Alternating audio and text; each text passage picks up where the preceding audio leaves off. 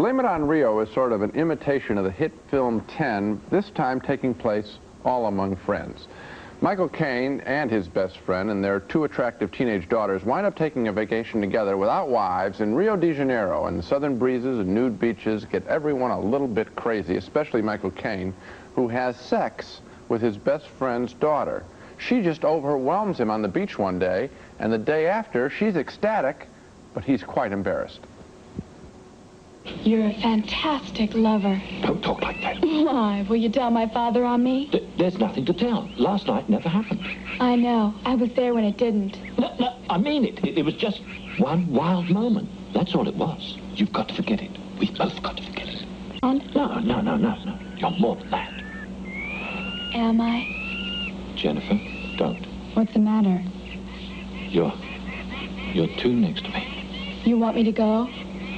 You'd better. One kiss and I will. All right.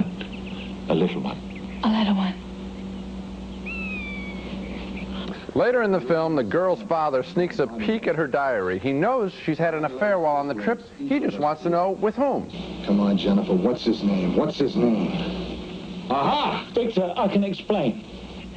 Explain what? What? You said you could explain something. I can. Yes. This. I can explain this. It's youth. That's all. Kids exaggerate. They make things up. They make people up. Oh, yeah? Did she make this up? I go to sleep with a smile on my lips. I love his sweet mouth, his funny little teeth. I love looking deep into his soul through his lovely blue eyes. Eyes that seem to see the real me for the very first time.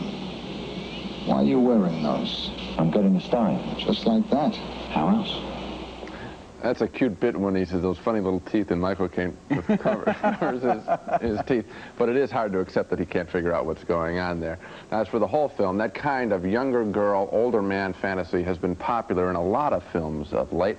Sociologically, I think it's some kind of reaction to the strong women's movement. Men want to see men dominate women in the movies, I think. Blame It on Rio is a bit preposterous in the beginning and in the middle. Now, how can I come back and recommend the movie after that? That's because it did win me over at the end, not with a comedy scene, not even with a sex scene. It won me over with a strong scene of forgiveness. And that caught me by surprise, and I went out of this picture thinking about that as much as the sex in the beginning. I don't think the ending of the picture quite redeemed it for me, and I'll tell you, I think that you're right to compare it to 10. I think that they're trying to get the same kind of chemistry between Michael Caine, who's a very good actor, and Michelle Johnson, I think her name is, who was the Bo Derek person in this. Would be, not quite for me. Well, it's a matter of taste, but obviously she's supposed to be that kind of person. But the difference is the relationship has this enormous age difference, and she is really young. She is not Bo Derek, 19 or 20.